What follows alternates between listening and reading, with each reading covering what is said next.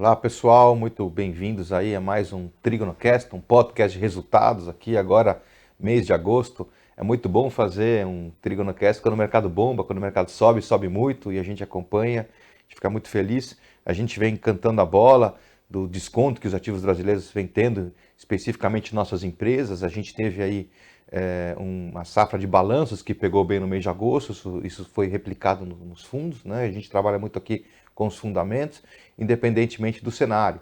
É importante, que eu vou passar um pouco a bola para o Tim comentar um pouco do cenário, que apesar das dificuldades, né, guerra na Ucrânia, inflação ainda persistente, o Brasil está num momento muito bom, economicamente muito bom, e o mercado reconhece isso.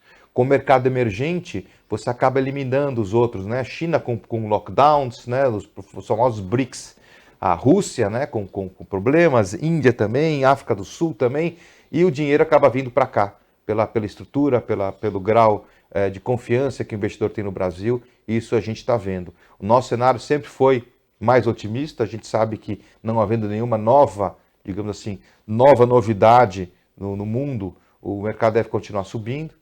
Então, Shin, conta pra gente um pouco, rapidamente, o macro aí, as principais evoluções aí do mês de agosto, né? Uhum. E um pouco assim, acho que é importante nosso ouvinte aqui entender também o que isso beneficia as empresas, né? Porque aqui é uma casa de fundamento, bottom-up, a gente está pouco preocupado com o macro, mas assim, como é que o macro pega nas alavancas de valores das empresas? Então, É. vamos lá, Shin. Então, bom dia, prazer estar aqui novamente. Acho que sim, né, Fred? Todos aí estão acompanhando, né? Principalmente na Europa, a questão, os desdobramentos da guerra continuam pressionando, né, a energia no continente europeu. Isso, de certa forma, é muito benéfico, né, para as empresas e para o Brasil, porque, dado ao aumento de custos e de inflação na Europa, que tem um outro tipo de matriz energética, né, o Brasil consegue navegar isso muito bem, porque o Brasil, como a gente sabe, tem uma matriz hídrica e uma matriz que não depende do petróleo e do gás, como acontece na Europa. Então, sim, muitas das empresas, algumas das empresas, setores que a Trigo não está exposta, devem se beneficiar desse cenário de aumento de pressão global de preços, de inflação, né? E China também, né? O país tem passado por uma situação bastante delicada, principalmente aí seca, questão de chuvas, também restrição na hídrica, né? Que impacta a energia, aumento de custos na China e grãos, né? Também, tanto na China, pode ser impactados por conta disso, e clima, e na Europa, a questão lá de exportação, né? Mas isso, como a gente comentou, tem um impacto positivo, que o Brasil é um grande país exportador de commodities agrícolas, minerais, energéticos, também petróleo, né? E então a gente tem exposição nisso, né? Então a gente acaba se beneficiando. É interessante imaginar, né, que como eu vi uma charge recentemente, né, do presidente um governador da Europa segurando o Putin pelo pescoço, estrangulando e o Putin segurando embaixo assim, Uhum. porque realmente o Putin está com a faca e o queijo na mão, né, agora vai fechar as torneiras aí do gás na Europa, chegando o inverno, é realmente preocupante. Alguns dizem que a inflação já chegou no pico, que o Banco Central tá subindo o juro para gerenciar a expectativa de inflação. A gente não tem como saber disso. O importante é nas nossas empresas. Então É. vamos agora focar aqui nos resultados nas empresas e vamos avante. Primeira informação importante para vocês é que a gente está reabrindo, né? Já reabriu dia 1º de setembro o nosso flagship 30, o único puro sangue small cap do mercado, um fundo com histórico excepcional, um dos nossos fundos aqui. Ele estava fechado, a versão 30 dias estava fechado, só estava aberta a versão 60. Esse fundo foi fechado um pouco antes da pandemia e ficou fechado por 2 anos e pouco. O que acontece com o fundo fechado? Ele só tem resgate, ele não tem aplicação. Então, todas as aplicações foram direcionadas para o Flagship 60. Então, a gente resolveu reabrir por tempo limitado. Esse fundo vai ficar aberto até 1º de novembro deste ano. E aí ele fecha de novo para captação. Dependendo do volume, tem uma possibilidade de fechar até os 60 e a gente parte para a versão 90. Então, quem quiser aproveitar, acha um bom momento aí de pegar aí a terceira safra de balanço do terceiro TRI, que vai sair em outubro, né, e a gente consegue, na verdade, outubro, novembro, e a gente vai conseguir surfar mais essa onda aí.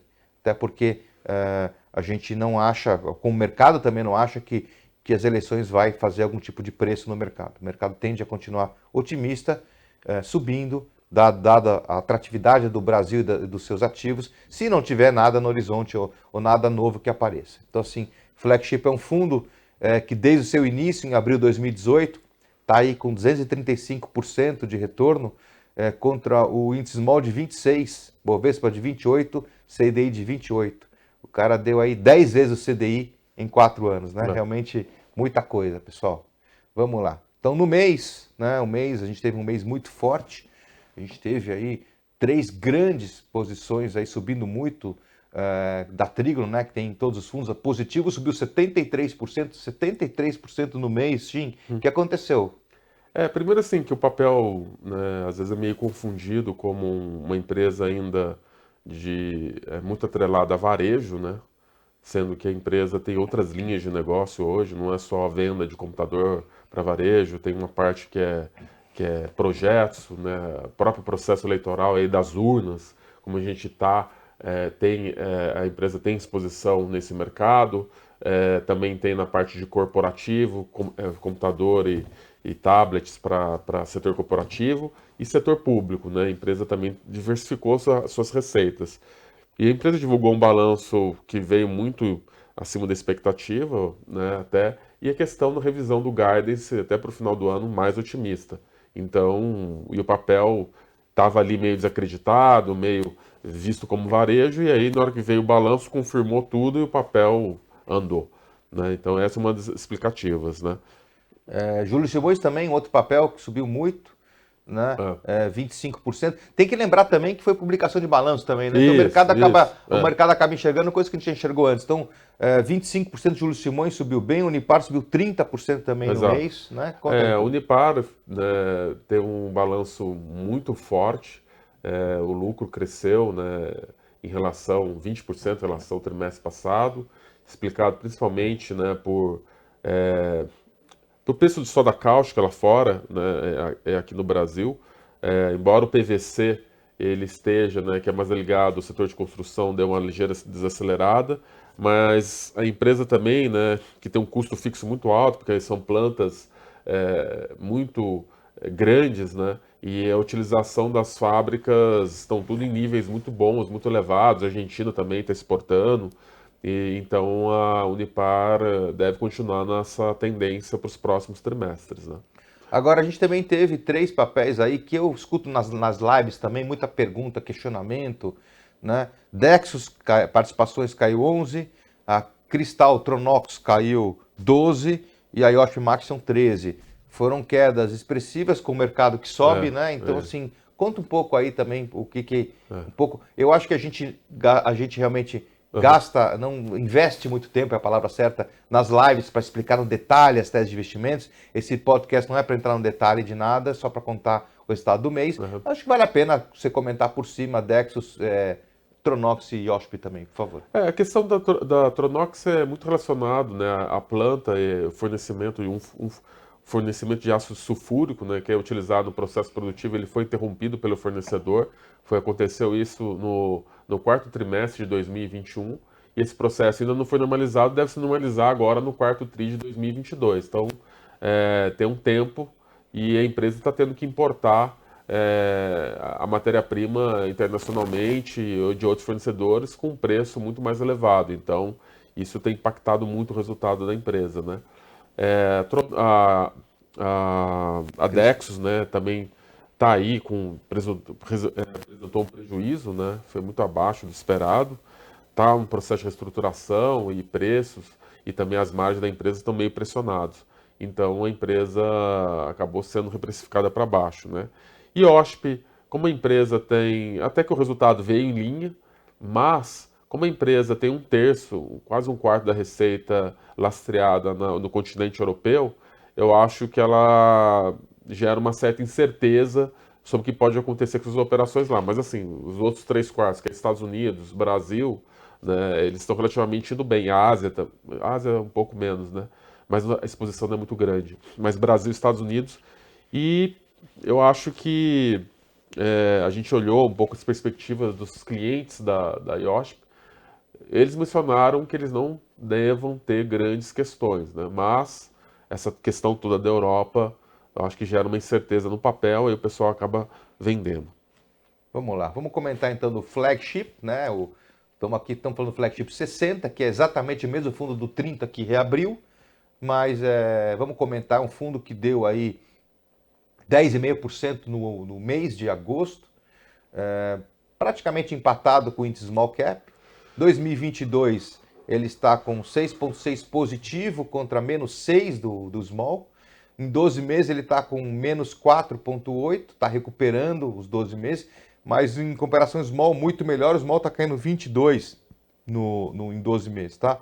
Em janelas maiores, realmente faz grande diferença. A gente gosta de falar, a gente gosta de ser cobrado pelo menos 3 anos. É o tempo que esses choques externos eles acabam sendo diluídos. Então, em 3 anos, é um fundo que está dando 124% contra menos 4% do Small Cap. Então, olha a diferença, como a gente abre muito em relação aos índices de referência. Tá? Um pouco do micro aí do fundo, o que foi que contribuiu para esse resultado, né? A gente pode falar bastante aí da Tupi, né? Subiu aí 17% no mês, né? Uma principal posição do fundo. Comenta um pouco aí disso aí, então. A Tupi, né, está no processo de captura de sinergias, né, da Texid, que é aquela fundição que ela comprou com operações em Betim, né, Minas Gerais e Aveiro. Então, ela está fazendo ganho de sinergia, né, dessa incorporação. Anunciou, né, um balanço relativamente muito bom em função disso. E também a parte toda, né, de a possibilidade está em andamento, né, aprovação aí pelo CAD da MWM, né, que vai colocar a Tupi no aftermarket também, numa exposição no aftermarket aqui no Brasil, em outras linhas de negócio, como conversão de motores.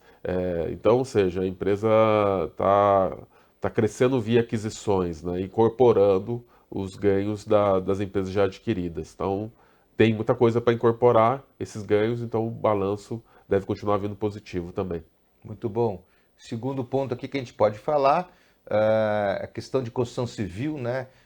Você tem 16% no Small, a gente não tem, então toda vez que tem um mês ruim de construção civil, a gente tende a tirar a diferença, né? Vamos avançar um pouco aqui no nosso fundo de dividendos, Delphos Income, um fundo que rendeu 8%, 8,3% em agosto, contra 4,3% do índice de dividendo, então abrimos bem esse mês do dividendo. No ano estamos praticamente empatados, né? A gente está positivo em 10,8% contra 11,2% do índice de dividendo, praticamente empatado. Em 12 meses também praticamente empatado, 2,9% positivo contra 4,3% do índice de dividendo, está dando uma diferença a favor do índice de 1,3%. Mas quando a gente realmente abre os 3 anos que a gente gosta de falar, esse é um fundo que está dando 173% em 3 anos contra 20% do índice de dividendos, 153% acima do índice de referência em 3 anos. Então, assim, de novo, gestão ativa aqui da Trígono, pouca preocupação, agnóstico ao benchmark, a longo prazo, isso realmente faz toda a diferença. Nesse mês Delphos Income, ele teve aí um benefício grande de uma Ferbasa, que é uma das principais posições do fundo, né? Conta um pouco aí essa diferença. A gente tem aí no Delphos uma posição em mineração e metalurgia mais do que o dobro do que no índice. Isso deu um alfa bem interessante aí. O balanço da Ferbasa veio, né, muito acima até acho que das expectativas. A empresa tem, na realidade, pouca cobertura, né, mas mesmo aqui nosso veio um balanço muito bom, né, as receitas crescendo, muito mais puxado aí por preço das ligas, né, nas praças internacionais do que volumes, né?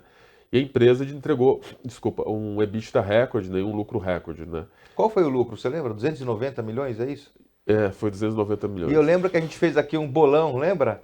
A gente, na acho que véspera... 380 milhões. Né? Na véspera a gente fez um bolão, né? O próprio Werner deu o seu palpite quanto ele achava. Aí teve o Vinícius que jogou lá para cima e acertou, porque foi muito mais alto do que a gente que está tão perto da empresa, imaginava. Uma empresa que está aí para gerar, sei lá, 1,1 bi, 1,2 bi de lucro no ano, valendo 4 bi na bolsa, está realmente continua muito descontado. O mercado ainda finalmente está começando a perceber isso. A empresa fez um roadshow também, o que ajudou a colocar um pouco mais na vitrine, mas veio um terceiro tri mais forte ainda. Exato. É o que a gente está comentando, né? Toda essa questão na Europa de energia, porque as fábricas também de ferro-ligas na Europa estão com muita dificuldade nessa parte de custos, né? E isso coloca o preço das ligas em patamares elevados lá e devem continuar porque a energia não deve ceder. Então, o Brasil, como não tem a mesma estrutura energética desses países, né? Ele vai se beneficiar e a Ferbasa vai se beneficiar desse cenário internacional global. Então a gente está muito confiante no próximo TRI. Então, falando de serviços financeiros, então assim, a gente tem aí no índice de dividendos 31% de serviços financeiros, a gente tem 3 no Delphi, acho que é Banco do Brasil a nossa posição, pequenininha, mas você teve a Porto Seguro soltando um balanço muito fraco, caiu bem aí no mês e a gente não tendo isso se beneficiou, né?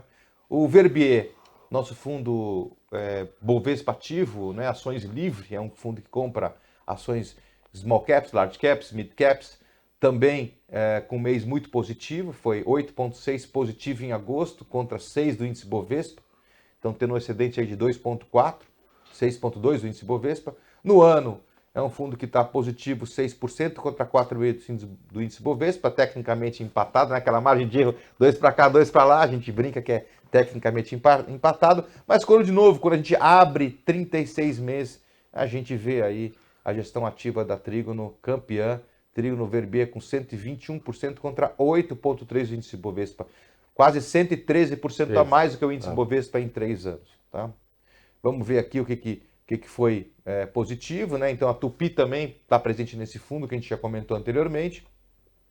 E eu acho que vale a pena comentar também um que foi um detrator de alfa, né? Porque a gente tem aí 14% do índice Bovespa é Petrobras, a gente não tem Petrobras nesse fundo, né? Tem 0, e a Petrobras subiu muito com o petróleo subindo. Né? E aí a gente teve aí, acho que 2 efeitos, né? Acho que São Martinho pegou na contramão, porque cai a gasolina, né? E o petróleo subindo, pegou na Petro que a gente não tem. O, a gasolina, né, teve uma reprecificação para baixo, né, em termos de preço aqui no Brasil, tirou o ICMS. Isso acabou impactando um pouco, né, a parte de etanol, né, empresas do etanol, que a gente tem até uma posição. Mas o balanço da Petrobras continuou muito forte, né? Teve a questão toda de dividendos também. Enfim, então, e todo esse cenário favorece um patamar, um piso aí para petróleo, né? Não deve cair muito mais do que isso e a Petrobras está indo muito bem, né, nesse ambiente, né? Vamos lá. Teve o Trígono Icatu Prev, previdenciário, né? Que também 100% ações. Esse é um fundo super longo prazo, entendeu? Ele realmente deu 10,2 no mês de agosto contra 6 do índice Bovespa, subiu 4 a mais do índice Bovespa. E de novo aí no ano 10,1 positivo contra 4,5 do índice Bovespa, com excedente de 5,6. Quando você olha 24 meses, no caso esse fundo ainda não tem 36 meses de histórico, mas você percebe aí um fundo com 75,5% em 24 meses contra 10 do índice Bovespa, realmente abrindo já bem a diferença entre o índice, né? E a gente pode só comentar aí positivo, né, que a gente já comentou no começo, é uma posição forte desse fundo e ajudou bem no mês, né? Tem o setor químico aí, da Unipar também, que já comentamos, né? E a gente termina aqui esse podcast lembrando vocês da quantidade de informações que a Trígono aí ela fornece ao mercado, informativos diários, lives semanais, lâminas mensais, e a gente tem não só a nossa resenha mensal, que agora está incluído no newsletter mensal. Então se inscreva no nosso site. Aliás, um site que a gente está, na verdade, aposentando. O nosso site novo deve estar aí no ar aí nos próximos 10, 15 dias, para vocês olharem com muito mais funcionalidade.